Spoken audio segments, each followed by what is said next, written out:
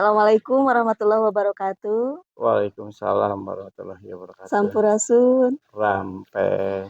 Bagaimana Pak kabarnya hari ini?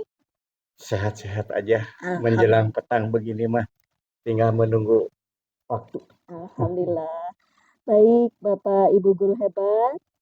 Dalam kesempatan kali ini saya bersama Kepala Sekolah SMA Negeri 4 Kota Cimahi, yaitu Bapak Dr. Anas Jajang Koswara SMI.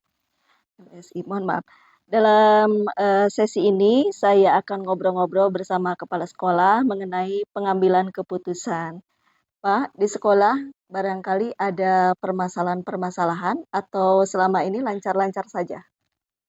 Ada beberapa masalah yang harus kita selesaikan. Ya. Di antaranya permasalahan yang perlu kita dipercepat. Di antara lainnya adanya satu perubahan. Perubahan dari COVID ke saat ya sesudah COVID ini. Ini perubahannya tajam sekali. Apa yang tajamnya diantaranya perilaku anak yang perlu disikapi, ya guru harus memperhatikannya secara luas. Kadang-kadang dari COVID yang seperti itu karena pembawaan anak yang sangat khawatirkan. Mudah-mudahan di SMA 4 tidak ada yang terjadi yang tidak diharapkannya seperti itu. Terus yang kedua yang perlu disikapi yaitu ketika PPDB. Saya baru di SMA 4 ini, ketika PPDB ini permasalahan yang sangat tajam sekali. Ya mudah-mudahan SMA 4 ke depan tidak seperti itu lagi. Amin. Segala sesuatu dengan PPDB yang penyelesaiannya bagi kami hanya musyawarah dan mencari mufakat bersama dari segala ini, baik daripada gurunya maupun dari unsur KCD-nya, unsur dari disdiknya itu yang permasalahan-permasalahan yang krusial itu. Ya mudah-mudahan kedua permasalahan itu menjadi ada satu perubahan. Di antara kasus-kasus tadi, adakah yang bertentangan, Pak? Ada yang bertentangan. Di antara lain yang bertentangannya, kasus yang pertama bertentangannya bagaimana antara masyarakat dengan orang tua. Itu yang bertentangan. Kadang-kadang kan orang tua tidak menerima dengan keadaan yang ada di sekolah. Ternyata anak itu di luar sekolah, ya tanggung jawab orang tua bagaimana semestinya harus mengawasinya. Terus yang tantangan yang kedua tentang masalah PPDB. Tantangan yang kedua bukan menjadi rusiah umum lagi itu.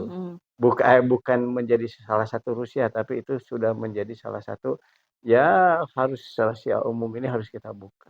Apa tantangannya? Ya Bapak dan Ibu dalam tantangan ini yang saya khawatirkan itu ketika juknis juklaknya adalah jelas yang seperti itu, tapi di luar itu ya Masya Allah ya mudah-mudahan ya ke depan menjadi salah satu formalitas, menjadi salah satu perhatian seluruh lini. Kemudian kalau dilihat dari segi uji legal, adakah aspek pelanggaran hukumnya, Pak? Kalau kita menyoroti yang pertama aspek daripada legalnya, banyak anak-anak yang kasus-kasus yang geng motor, motor bising. Terus yang saya khawatirkan tuh kayak yang contoh yang di luar non sana keluar sampai mereka tidak diperhatikan orang tua, ternyata menjadi salah satu permasalahan di luar. Ya termasuk geng motor yang sekarang yang perlu harus diselesaikan. Bagaimana? Yaitu tetap yang harus diselesaikan itu adalah bersama dengan orang tua dan dengan masyarakat. Semua stakeholder itu harus sama-sama melaksanakan yang insya Allah pendidikan akan muncul yang seperti itu. Nah, lanjut lagi apa ya? Mohon maaf. Iya. Kalau dilihat dari segi uji regulasi ini Pak, adakah pelanggaran kode etik atau kode profesi di pihak sekolah, misalnya guru atau panitia atau misalnya di pihak pimpinan sendiri Pak? Pada prinsipnya ada saja, tapi tergantung daripada besar dan kecilnya. Kode etik mah sudah jelas Pak. Apalagi yang saat-saat sekarang ini kita melakukan daripada teknologi. Kadang-kadang keluar daripada teknologi kode etiknya yang ya sudah dikasih paham, sudah kasih pengertian, sudah kasih arahan, tapi tetap aja ada. Tapi tidak sebesar Iya. apa yang kita wah si Anu sampai seperti Anu kan itu. Tidak, alhamdulillah SMA 4 bisa terkendali dengan hal yang seperti itu. Adapun dengan hal yang seperti itu guru yang seperti itu dengan kode etiknya dapat diatasi dan Amin, dia semoga rasanya ya. merasa ada tanggung jawab di hal Iya, jadi selama ini alhamdulillah dalam ranah aman-aman saja Pak ya. aman-aman Iya. saja. Nah, kemudian kalau dilihat dari segi uji intuisi ini Pak ya, menurut perasaan Bapak dari kasus tersebut, adakah yang salah Pak dalam situasi ini? Ini kalau menurut salah dan tidak salahnya, saya ya ada saja yang salahnya, tapi dapat diatasi Dapat kan gitu. diatasi ya. Ya kesalahannya dalam intuisi ini ya ada kelalaian gitu. Kalau kita secara nasionalisme dan patriotisme ya cukup cukup bagus yang Cukup di sini bagus cukup ya. bagus ya Alhamdulillah. mudah kata saya sekali lagi mudah-mudahan ke depan tidak seperti itu. Amin, mudah-mudahan. Karena dalam hal ini rasanya pemerintah sudah memperhatikan begitu besar terhadap guru-guru yang seperti itu. Dan janji daripada pemerintahan yang begitu antusias terhadap guru. Karena apa? Di abad 45 nanti di tahun 45 kita menciptakan anak-anak yang milenial. Itu harap ke depan kan itu. Generasi emas ya Pak ya. Iya, generasi emas. Iya. Kemudian ini andai kata ya Pak ya, andai kata persoalan atau permasalahan di sekolah Bapak, kemudian ada yang mempublikasikan di media sosial, bagaimana Pak?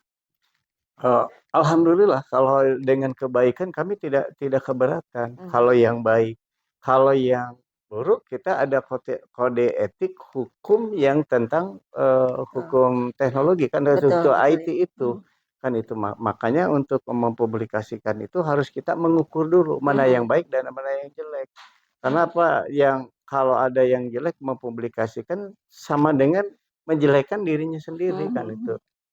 Nah, di sini insya Allah tidak ada yang seperti itu kan itu. Alhamdulillah. Tapi mudah-mudahan dengan program-program yang dengan IT dengan seluruh jajaran guru ini mempublikasikan yang baik-baik kan. Ya, kemudian kalau dilihat dari segi dilema etika ya Pak, kasus-kasus ini yang ada di sekolah ini termasuk kasus individu lawan kelompok. Artinya ada rasa yang harus diutamakan dalam kepentingan pribadi, tetapi ini harus dipikirkan kembali karena akan berdampak pada masyarakat luas gitu ya Pak ya. Nah, kemudian ini pertanyaan yang selanjutnya Pak, bagaimana Bapak mengantisipasi andai kata tidak sesuai dengan harapan? Baiklah dengan beberapa pertanyaan ini, kalau ada kelompok atau individu yang seperti itu, kami selalu adanya satu, mari kita duduk bersama, mari kita bermusyawarah. Karena ini sekolah ini bukan milik kepala sekolah, ini sekolah ini bukan milik Pak Jajang, bukan milik guru, ini seluruh milik masyarakat yang mereka titipkan di sini. Nah itu, maka kita kalau tuh ada kelompok-kelompok ini, niscaya apa hmm, anak akan tahu kan yang seperti itu. Maka kami dengan pembinaan per minggu, kalau ada waktu per minggu. Tapi yang saya biasakan dengan pembinaan-pembinaan ini ya setiap sebulan sekali. Karena apa? Kepala sekolah dan guru itu harus dekat. Guru dan anak dan kepala sekolah harus dekat dengan anak. Baru di situ muncullah salah satu permasalahan yang diketahui. Nah, disitulah ada solusinya. Apa solusinya? Ya mungkin guru ada pedagogiknya, terus bimbingan konseling ada psikologinya, arah kemana. Karena apa? Sekolah ini adalah satu wadah untuk membentuk daripada karakter anak. Ya bahasa yang legengnya mah itu ada peradaban, jadi sekolah ini harus tumbuh kan. Wah, iya. Baik Bapak, alhamdulillah kami sudah mencatat beberapa hal terkait permasalahan pengambilan keputusan di sekolah Bapak. Iya, Yang dapat kami garis bawahi di sini bahwa ketika nanti ada suatu permasalahan, punya langkah-langkah tertentu yaitu mengenai pembinaan rutin ya Pak ya. iya, Selain di situ ada sesi evaluasi, kemudian ada langkah-langkah berikutnya yang harus dicapai di kemudian hari. Terima kasih atas waktu dan kesempatannya Pak. mohon. Semoga ini bermanfaat dan menjadikan pengalaman bagi saya dalam menghadapi kasus-kasus yang bersifat dilema etika. Artinya dilema etika itu kita dihadapkan pada suatu permasalahan yang sangat membingungkan. Ini juga benar, yang itu juga Iya benar. benar, iya. Bagaimana kita harus mengambil keputusannya? Dan keputusan yang diambil oleh Bapak sudah sangat tepat sekali melalui diskusi, kemudian melalui forum pembinaan, kemudian kolaborasi dan kooperatif dengan warga, dengan guru dan pihak-pihak lainnya. Baik, terima kasih Bapak dan Ibu telah menyimak diskusi kami pada kesempatan kali ini. Semoga SMA 4 lebih maju dan lebih kondusif dalam Hebat. segala macam. Nah, SMA Negeri 4 hebat. hebat. Ya, terima Nah, oh ya. kasih. Assalamualaikum Assalamualaikum warahmatullahi warahmatullahi wabarakatuh. wabarakatuh. Assalamualaikum. Waalaikumsalam warahmatullahi wabarakatuh. Gimana kabarnya Ibu? Alhamdulillah, kabarnya baik, Bu. Alhamdulillah, pada kesempatan kali ini kita bisa berjumpa walau melalui dunia maya. Ada beberapa hal yang ingin saya tanyakan berkaitan dengan pengambilan keputusan atas studi kasus yang pernah Ibu alami di sekolah. Terlibat dalam situasi kasus tersebut. Kasus yang diselesaikan dan di antara kasus tersebut tentunya ada juga yang bertentangan dengan nilai-nilai yang berlaku. Pertanyaan yang ketiga, jika dilihat dari uji legal, apakah kasus yang Ibu alami itu termasuk pelanggaran hukum?